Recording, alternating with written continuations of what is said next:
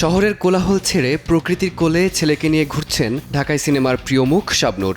অস্ট্রেলিয়ায় স্থায়ীভাবে বসবাস করা এই নায়িকা দেশটির এক রাজ্য থেকে আরেক রাজ্যে ঘুরে স্মৃতির পাতায় জমা করছেন নানা মুহূর্ত। ছেলে আইজানের সঙ্গে প্রকৃতির এতটা কাছে কাটানো এই সময় তার কাছে বিশেষ এক অনুভূতির। সন্তানের বেড়ে ওঠার সময়ে তার কাছাকাছি থাকা, তাকে নিয়ে ঘুরতে যাওয়া প্রত্যেক বাবা মায়ের উচিত বলেই মনে করেন নায়িকা।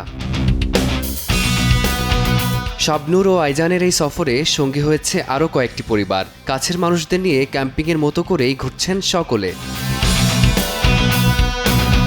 চলতি এই সফর শেষে বাংলাদেশে আসার পরিকল্পনা করছেন শাবনূর। বরাবরের মতোই প্রয়োজনীয় কাজ সেরে ফিরবেন বর্তমান আবাস সিডনিতে।